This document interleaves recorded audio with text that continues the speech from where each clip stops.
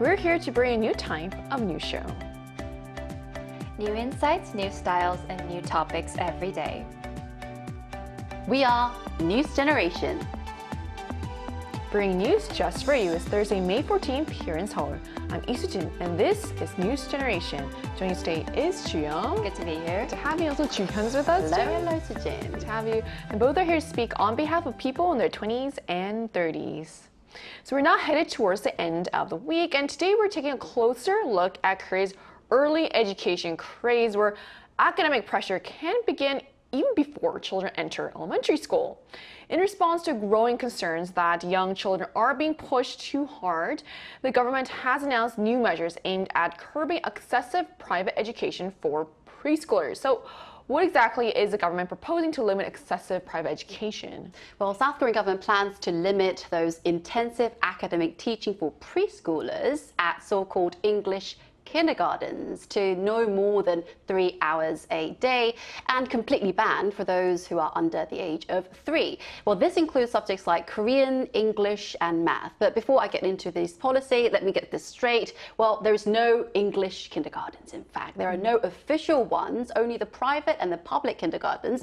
But these are not officially registered by the government, so we call it private English academies. That's a right term. By the way, the authorities are also planning to ban the level test known as age 4 and age 7 exams, or 칠세 or 사세고시 in Korean.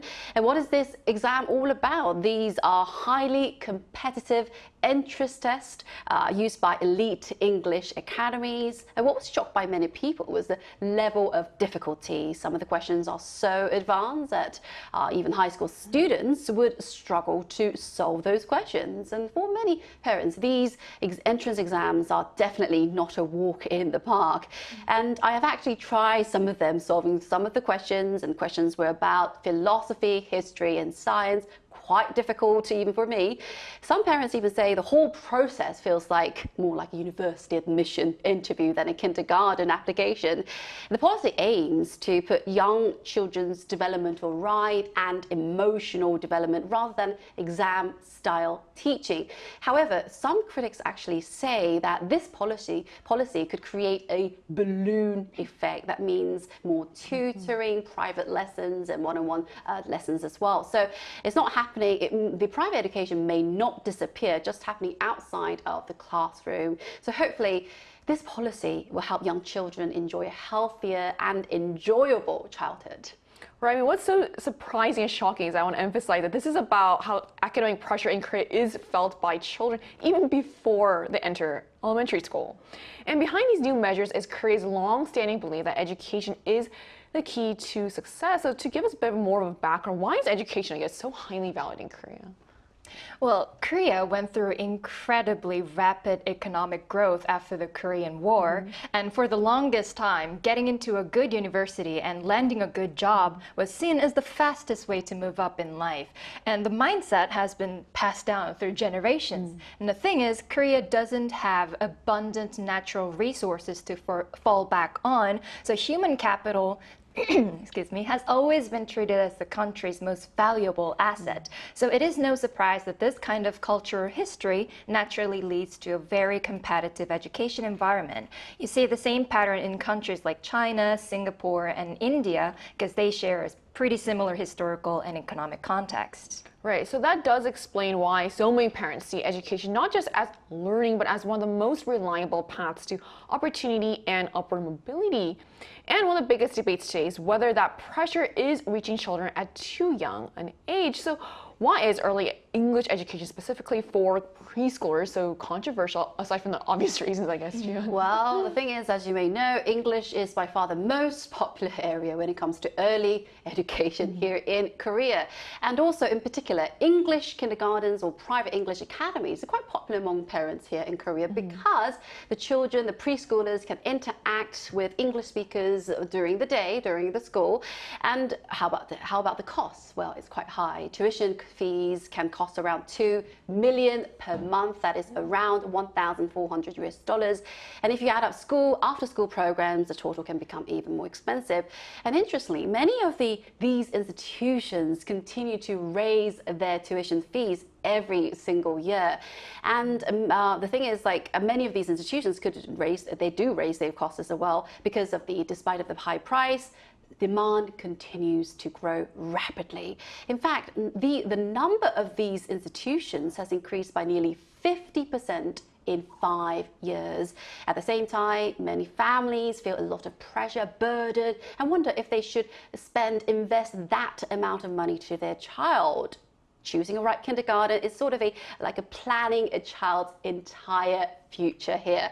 So that's why there are so many YouTube contents talking about English kindergartens. So many parents seek advice to educators, professors, experts about whether they should send their child to a English kindergarten. So it feels like the education race here starts earlier in Korea. I mean, that just sounds so intense. It is indeed. Intense environment. And it's quite striking that parents are willing to spend so much on children before even elementary school. So let's put the big question to our panelists and hear where they truly stand on this issue.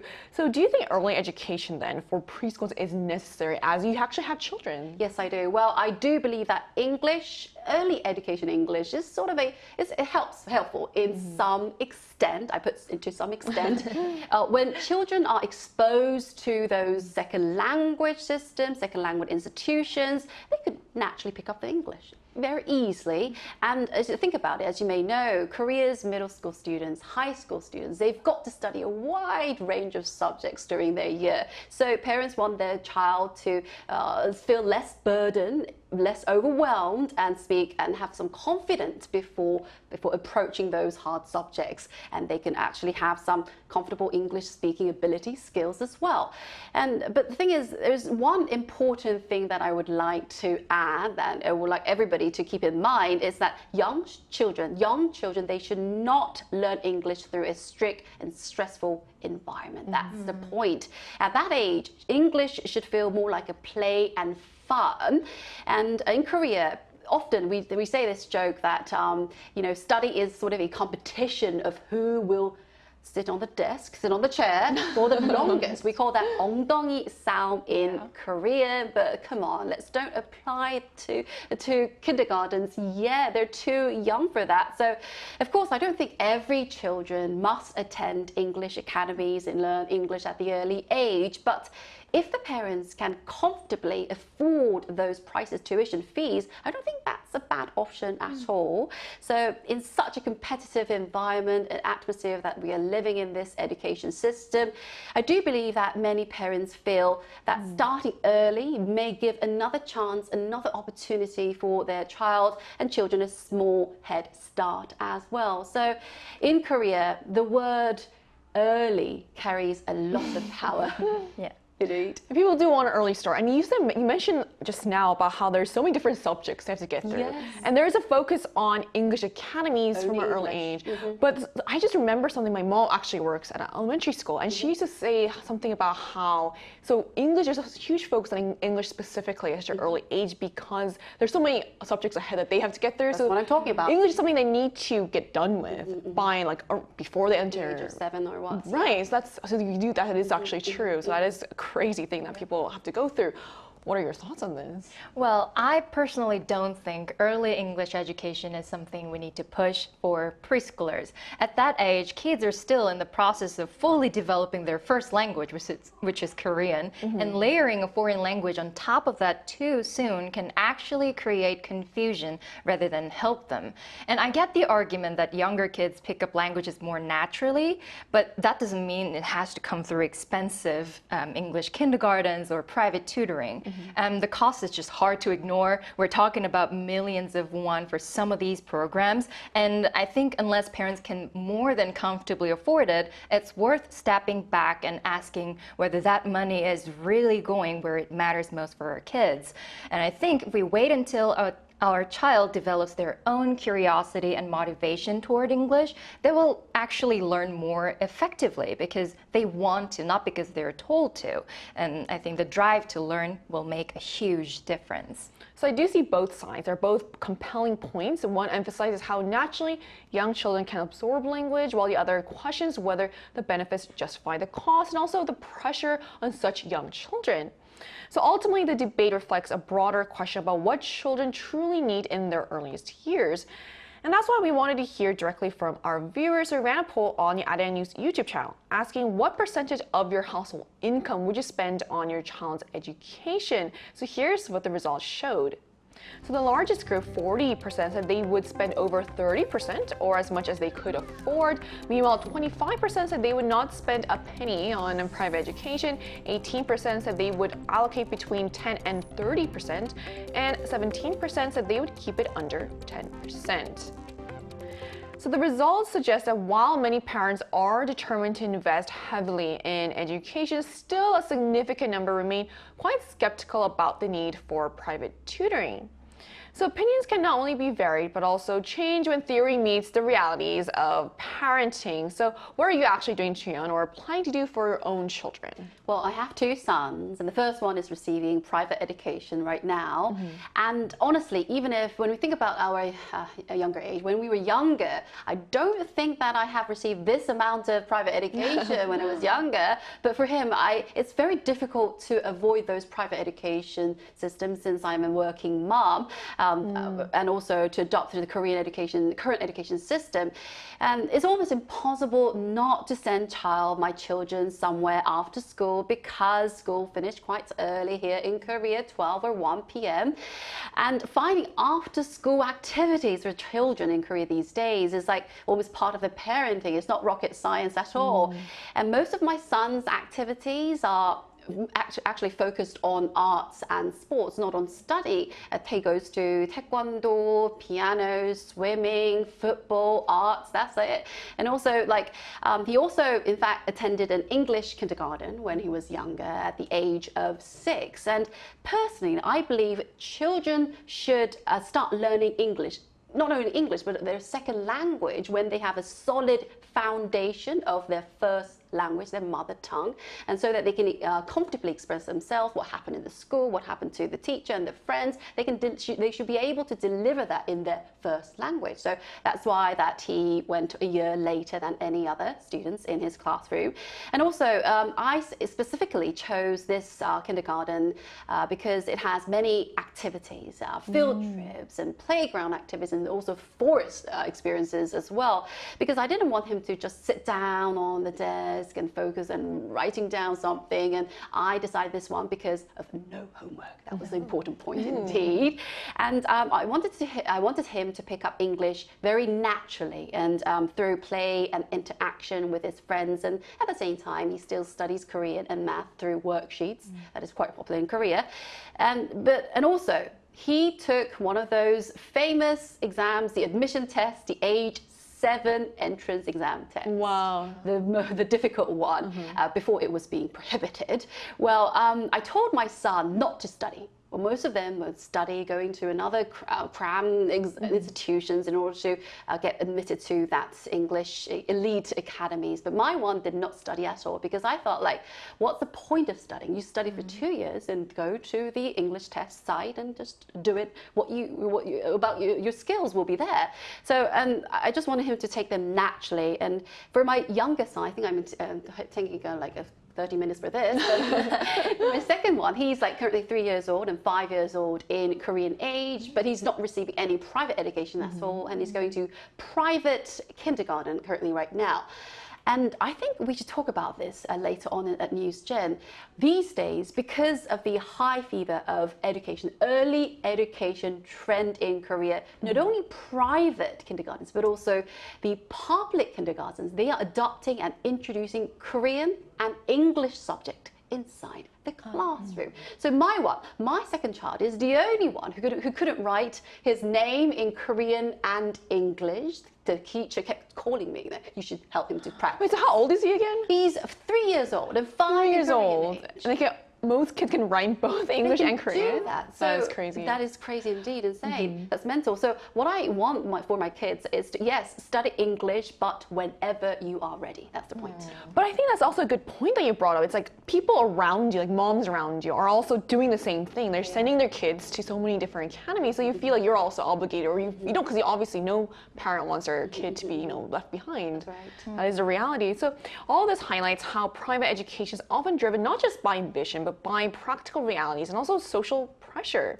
And not every parent, however, believes academies are the best way to support a child's learning. So would you, Jiyoung, choose private education for your own children in the future? Yes, in the future. I mean, like, I don't have kids yet, so it's ironical because I've been thinking about this for a long time, but I am not planning to enroll my children in private tutoring or academies, at least not for now.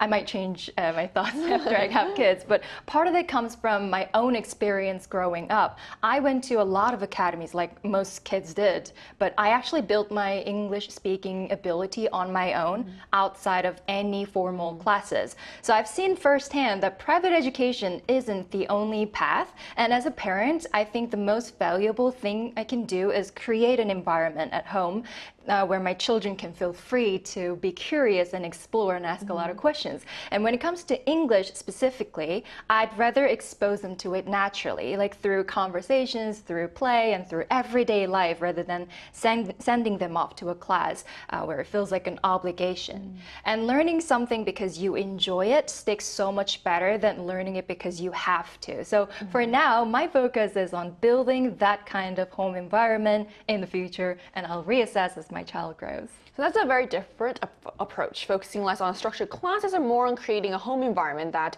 nurtures curiosity.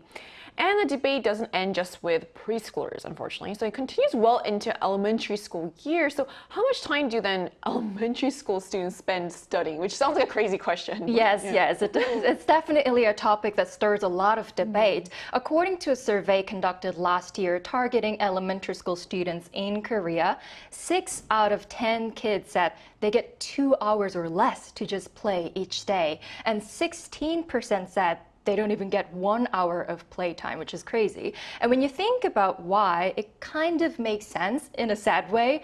After school, most of these kids don't go home to relax. They head straight to hagwons, private tutors, and after-school classes. So basically, school never really ends for these kids. And I remember this one time when I worked for this hagwon, and the bosses of these children that I was teaching were the owners of the hagwon, so they had to work full-time until like 10 p.m.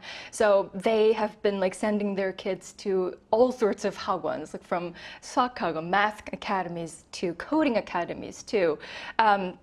So I think like, sorry, I'm so sorry. That's what got a lot of people worried. These are young kids. They're supposed to be running around and they're supposed to be playing with their friends. This is not just for fun. That's how they socially develop and emotionally develop. So there's a growing conversation around whether we're pushing kids this age too hard and too early in their lives. I think parents are also in a situation where they ask themselves, are children sacrificing playtime for increasingly too packed academic schedule or not? And that's why I have another debate question for our panelists, and let's hear where they stand on that. So is private education necessary for elementary school students, in your opinion, Jian? After hearing Jiyoung's comments, I feel really sorry to my first son. Well, in fact, yes, for a primary school student or elementary school student, you know, I think like Korean people love quickly stuff. So they learn English early at the early age, but also the curriculum, school curriculum, they study earlier than before getting admitted to the school. Why do they do that? Because so many students already receive those private education, we call that 선행 학습, ahead of the school curriculum. And some children can struggle to keep up with regular school classes through public education. Oh, so they need those lessons to keep up? To keep up with that. And of course, there's so many good after-school programs, after-school activities programs, but because students are often at a different level, they have different academic levels. So it can be quite challenging to teach everyone effectively in the same classroom with 20 students. That will be quite hard indeed.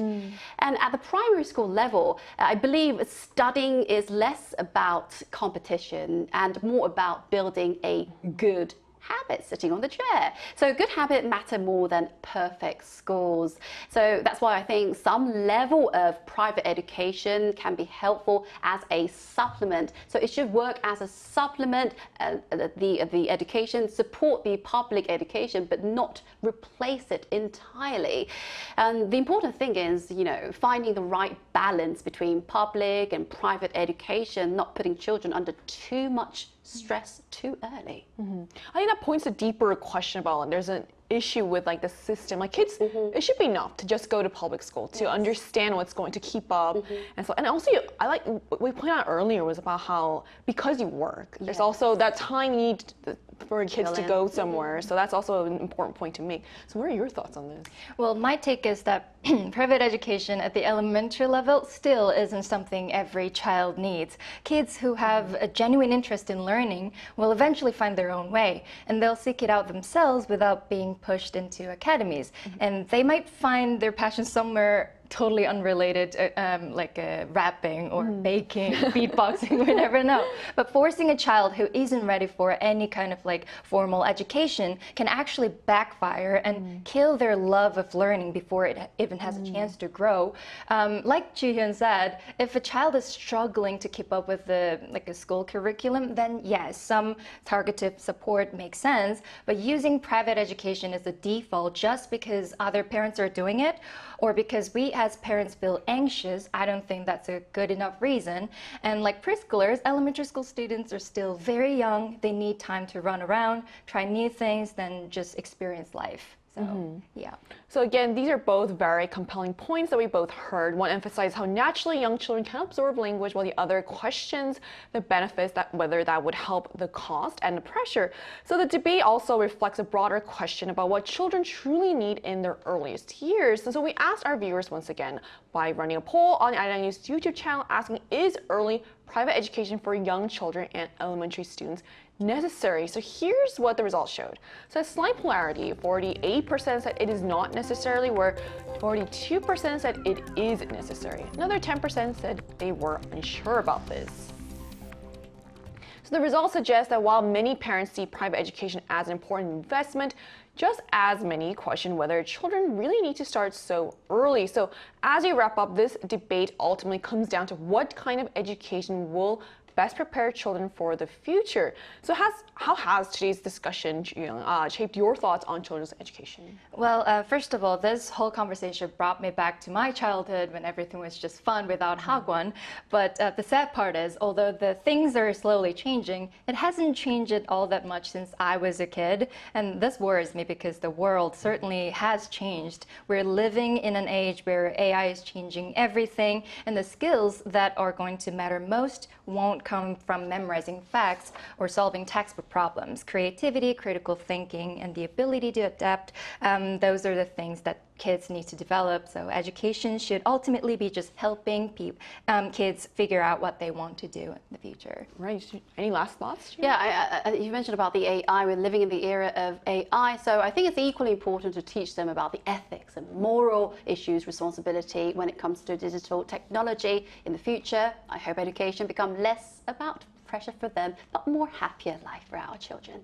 Right, so today's discussion really shows that there is no one-size-fits-all answer when it comes to children's education. Some parents see private education as an investment, while others believe curiosity, creativity, and play are the best teachers. And in the age of artificial intelligence, helping children think independently and discover what they truly enjoy may be the most valuable education of all. And that brings us to the end of today's episode of News Generation. But News Gen will be back tomorrow at 10:30 a.m. Korea time with more stories and discussions. A big thanks to Ji-hyun. It was great to be here. Also Ji-hyun. Delighted to be here. And to our viewers, thank you so much for watching. Hopefully this proves that sometimes the best investment in education is not spending more than necessary. We are News Generation.